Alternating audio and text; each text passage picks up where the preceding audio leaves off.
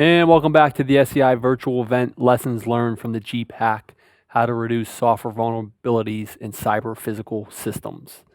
Once again, for anyone new joining us today, the presentation slides are available in the Download Materials tab at the bottom of the console. For those of you using Twitter, be sure to follow at CERT_division and use the hashtag SEI webinar. And there's a survey tab there as well, as we want you to fill out that survey, as your feedback is always greatly appreciated. Our next talk is going to be Secure Coding Best Practices by Bob Sheila. And Bob's the technical manager leading the CERT Secure Coding team in the Cybersecurity Foundation Directorate within CERT.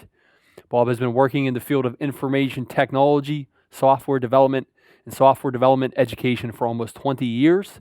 He has been helping to lead research teams and projects in cybersecurity foundations for 4 years, primarily with the Science of Cybersecurity group. Prior to joining the Cybersecurity Foundations team, Bob was a technical advisor of the director at the SEI. So Bob, you're going to talk about what can be done during development to the security of software. So what can be done? Thanks, Shane. Sure. Good afternoon, Mark. Hi. Good afternoon to everyone that's here with us. Thank you for your time. At the risk of preaching to the choir, what I'd like to do is set a little bit of context, and I think this is a lot of what we've already heard today, but as it turns out, context is very important to secure software. And as it is with solving mazes, sometimes it's best to start at the end. So what I'd like to start off with is thinking about what are we trying to accomplish and what are our goals. Largely, we're trying to avoid vulnerable software. We're trying to avoid hackers taking control of our software, hackers or unintended or unauthorized access of data. We're trying to avoid physical damage in some cases. And so why is this important? As I said, it's probably obvious to a lot of the audience here today, but software is everywhere. It's now more than ever part of our lives, part of our economy, part of the way we live. And we rely, our businesses rely on software more than ever. Additionally, software and the risk of attacks on our software and systems is ever present. And so our systems are now more important than ever, and yet because of connectivity, they're able to be attacked, or at least the risk of attack is always constant. Additionally, our software is vulnerable. The software that is in the field today, and unfortunately often software that we're developing today, has vulnerabilities that can be exploited, again, as unintended use. Systems that have been built are being put in environments that were never expected by the original designers and developers. Systems, cyber-physical systems, for example, and controllers are just being bolted into or bolted on to networks that provide access that were never part of the original threat analysis, if a threat analysis was done, to the system or risk assessment, because there was never this, there was not an anticipated mechanism of getting onto the system through a network when it was originally developed. Additionally, studies have shown that a substantial number of vulnerabilities come from programming errors. These are programming errors that have been well known for years, like integer overflow, buffer overflow, and missing authentication. Some of these vulnerabilities lead to system shutdown. Some of them may lead to unauthorized access of data. And some of them, unfortunately, may lead to unanticipated control of your software and system. And so when we think about how to develop secure software, we have to think about and understand insecure coding practices that lead to exploitable vulnerabilities and understand them. We also have to think about the interactions of insecure designs and security built from insecure designs and how that leads to vulnerabilities. And as with secure designs needing the designers to understand both functional and non-functional requirements, we also have to think about, for secure coding, fully understanding the implementation specifics. So Bob, what does secure coding mean? What does that really involve? So secure coding is a set of best practices to develop software while avoiding weaknesses that lead to vulnerabilities. So here we're looking at the sources of insecurity, and there are many. Across the whole life cycle, one common source is how much are you considering security through that life cycle? And frankly, that's what much of the discussion today is about, the different phases of the life cycle and when we can consider security and how to. Another aspect is complexity of the software, complexity of the system, complexity of the design, and in some cases, complexity of the source code itself. There's also the issues of changes or changing assumptions. Again, as I mentioned before, with regard to what is the anticipated environment that the software is going to go into and what's the anticipated uses.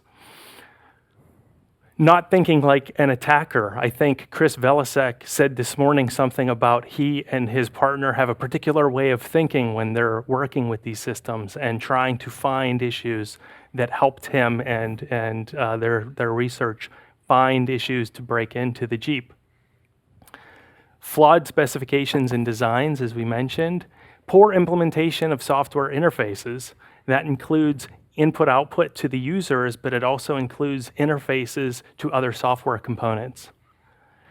And unintended and unexpected interactions. If there's one common statement a common thread across my presentation, it's going to be unintended, unanticipated environments, the systems and interconnections, communication interfaces, uses, and platforms or environments that the software is installed on. Finally, all of this can lead to what we would call inadequate knowledge of secure coding practices. And so secure coding practices require the knowledge and understanding of the specifics of the language that you're using in the software, as well as the behavior and the implementation of the compilers and the hardware that's underlying it with regard to the anticipated platforms that you're installing. So for example, the C language and the C++ language allows something called unspecified and undefined behaviors.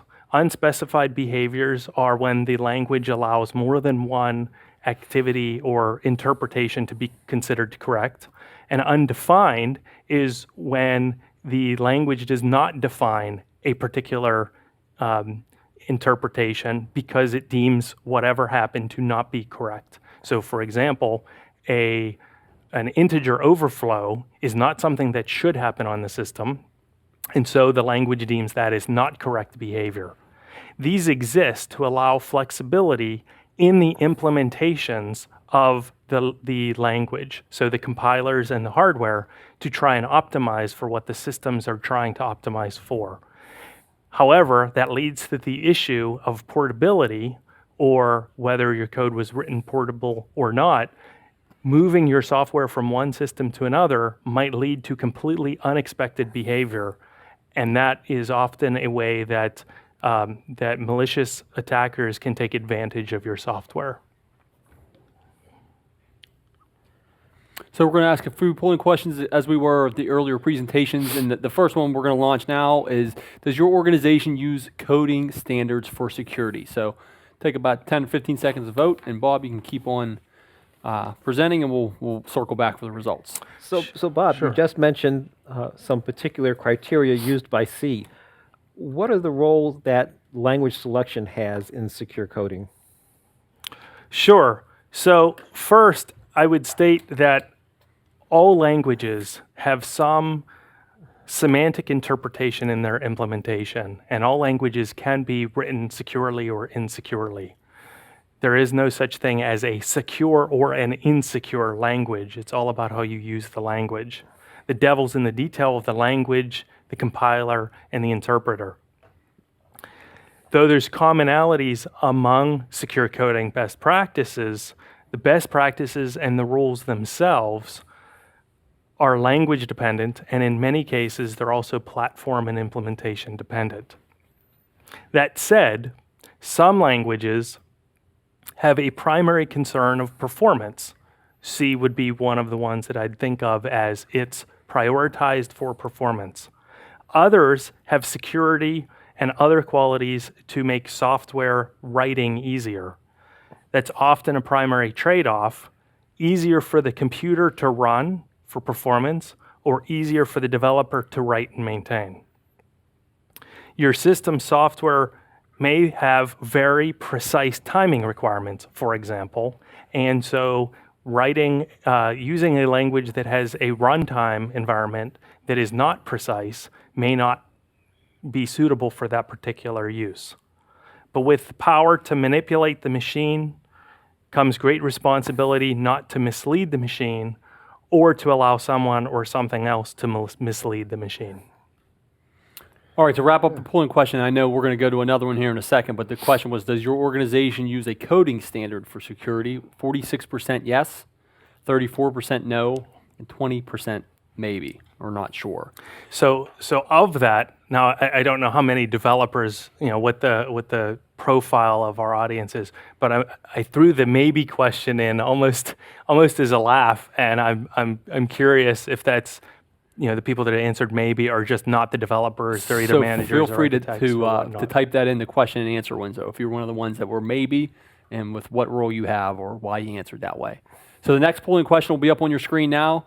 We've got into language there a little bit. So the question is, what programming language do you work with most in your organization? And that is, there's quite a list there. So take about 15 or 20 seconds to vote. We'll turn it back to Mark and Bob.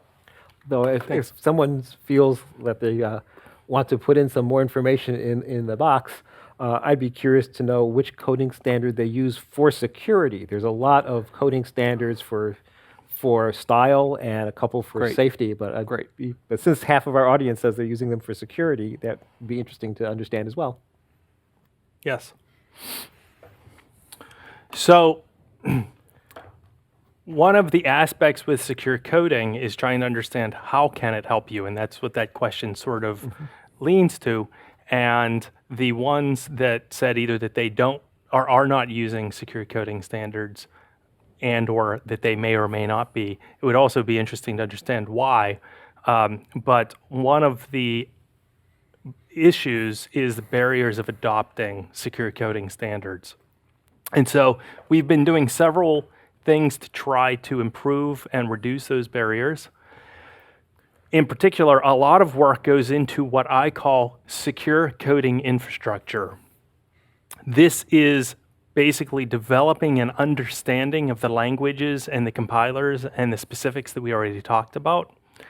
It's also codifying best practices and defining and developing the rules and recommendations for those languages and those platforms. There's a lot of work, as with much infrastructure, that needs to continue to go into that to keep things relevant and up to date. Additionally, the language standard committees have been adding security aspects to the language. In particular, for C, for example, we the SEI and CERT, have helped with the C technical specification 17961, which is a C secure coding standard into the language. Now that standard is intended to be used by vendors and to try and help with regard to conformance, but it also ends up helping developers develop more secure software. And finally, we and others are working with tool vendors, and the vendors are themselves, trying to improve their tools to improve the ease, efficiency, and effectiveness of developers to apply secure coding practices, not just in test, but also in earlier phases in the, for example, the IDEs. Just to wrap up the polling question quickly, Sure. Bob, the majority was 15% C, 24% C++, and then Java at 28% were the big returnees. Okay. So I think that for how to help an organization adopt secure coding practices, the most important aspect is their people. Their people have more influence into the security of their software than any other aspect. And so training people on secure coding practices and on correct tool use is very important. Many software developers have been self-taught.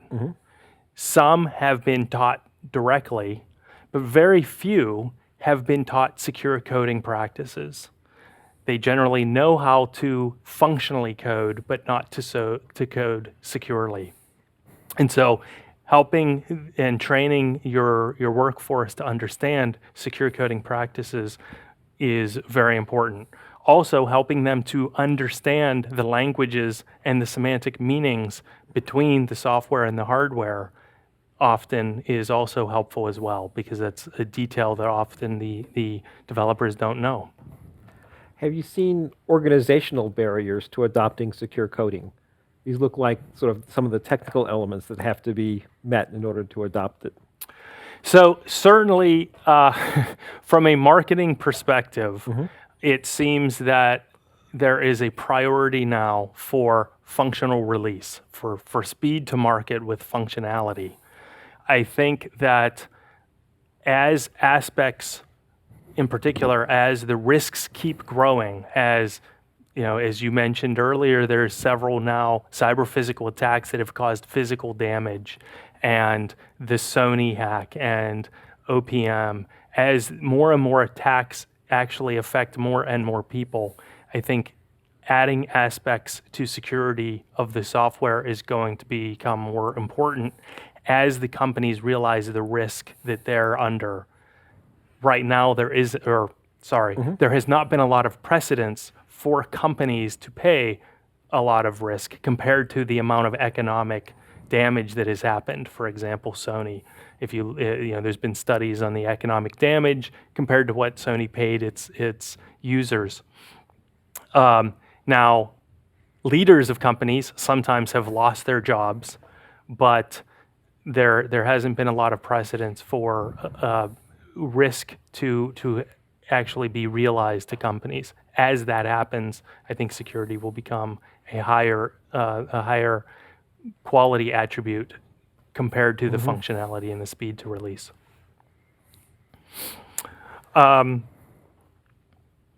So, additionally to improving or reducing the barriers for adoption of people is tools and automation. And this also, I think, goes to that question of why are organizations not currently worried about security as much as functionality.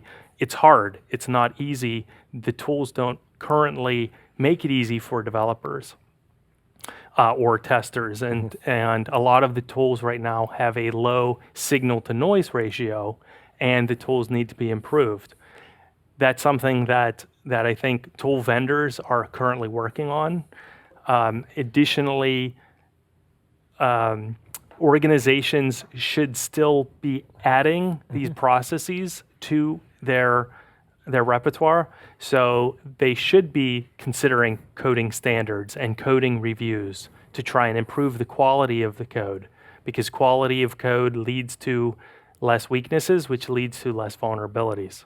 What did you mean when you commented on you need to improve the signal-to-noise ratio? So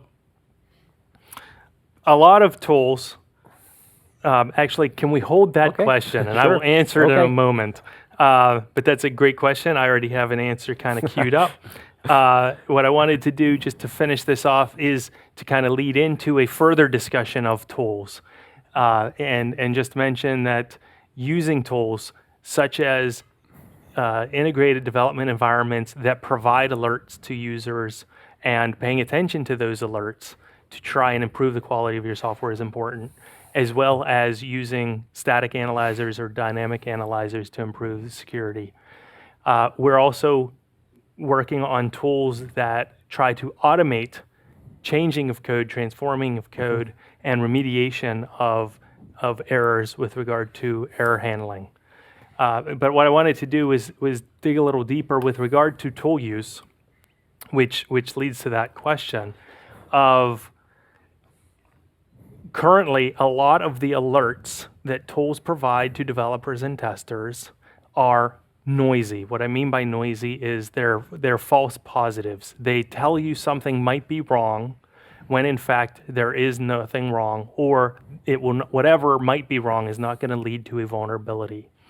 And a lot of the tools simply aren't precise enough to give alerts that, or at least a high proportion of alerts that actually are issues.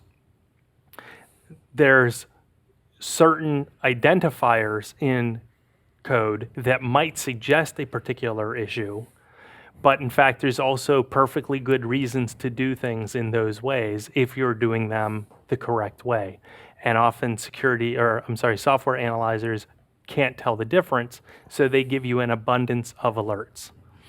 Now, one thing that we suggest is that static analyzers in particular are often particularly optimized for specific types of errors. And so they find types of errors very well and try to reduce the number of false positives of certain errors.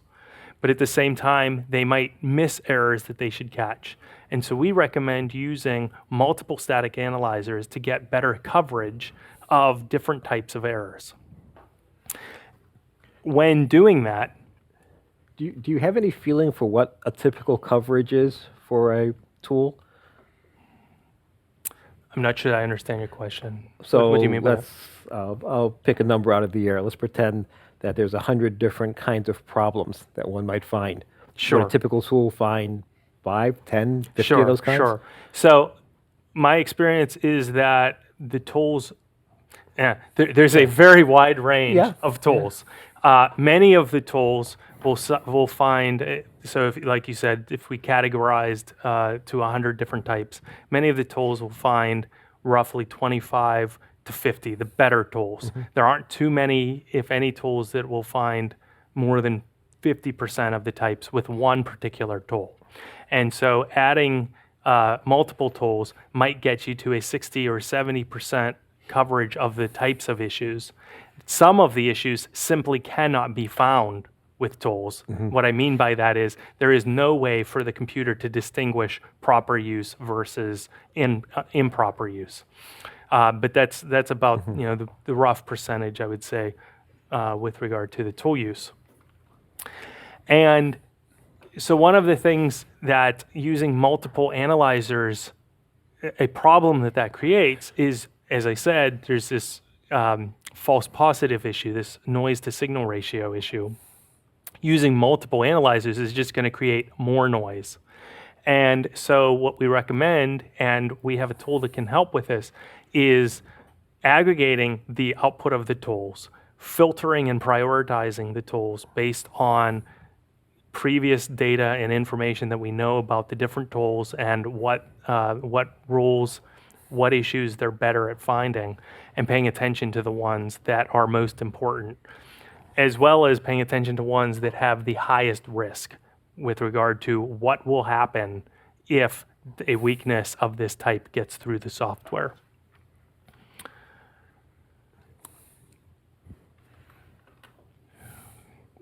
We also have a tool that helps with regard to our coverage of analyzing software using and aggregating all of the output of these static analyzers, as I mentioned, that helps with several languages, including C, C++, Java, and Python.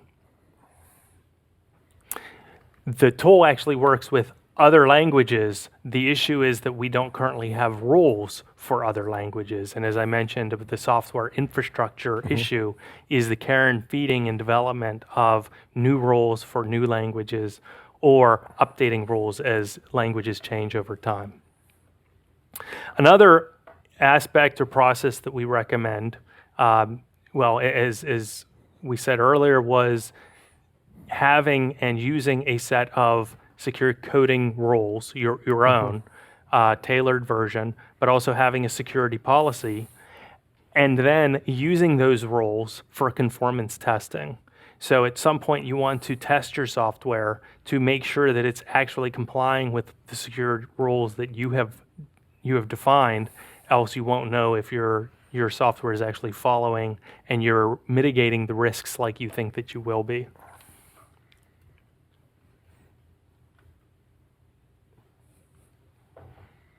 Okay, it's going to lead us to our next polling question, which is going to be posed now, and we'd like to know, what testing does your organization perform on your software?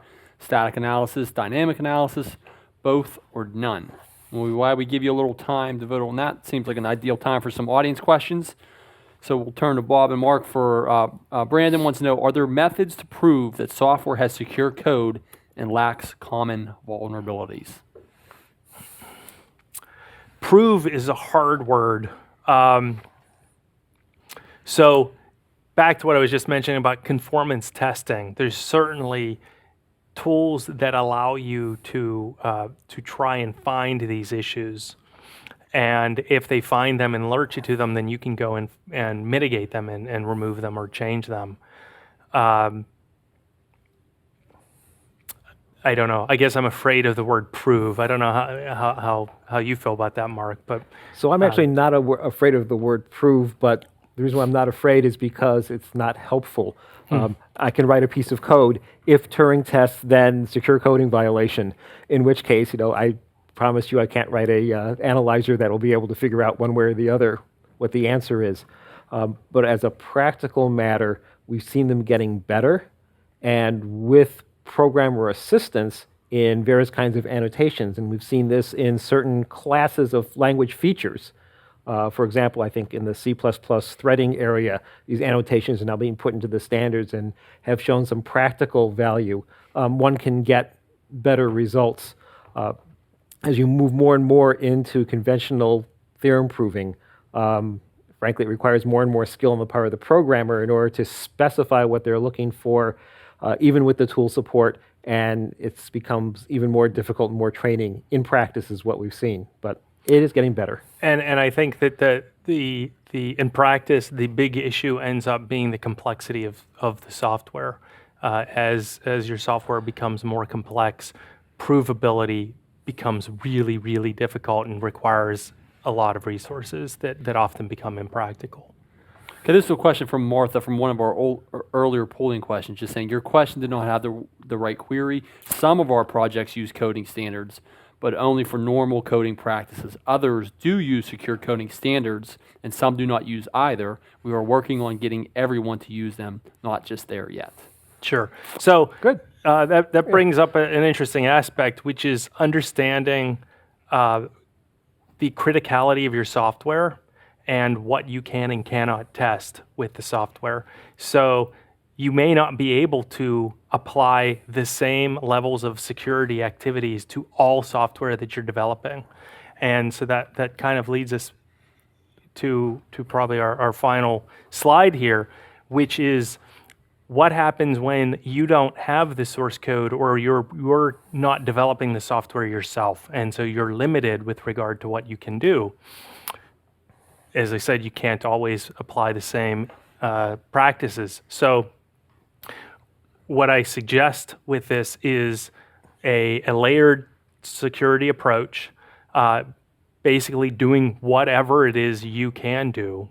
And that may depend on the leverage that you have on your vendor as a buyer.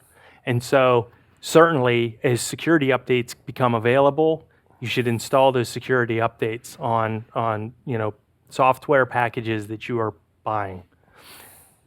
If available, if you can get access to source code, in particular, if it's critical software, you may want to go through the activity of testing it yourself.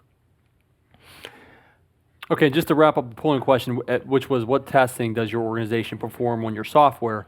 27% static analysis, 1% dynamic analysis, 60% both, and 12% none. So we got about 30 seconds, Bob, so we're going to get one more question here before we go into our next talk. That's interesting. It's sort of the flip of what some of the other studies that we've seen.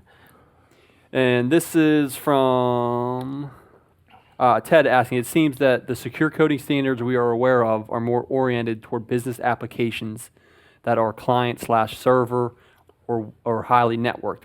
Are there coding standards tailored to embedded systems that are not widely networked or self-contained? We have a quick answer for that one. I would say that a lot of popular languages, now there is a market for tools that help with the security of those languages. There may or may not be specific standardized rules for them, but tool vendors are trying to help develop software in lots of popular languages, even if they're web transactional software. But I think the summary statement is pretty accurate in that most of the attention has been given to conventional IT systems, and there are a whole host of additional issues that are important in embedded systems that I don't think a careful analysis of what's necessary for security in those systems has been carried out yet. Great. Bob, thank you for your talk. Thank you.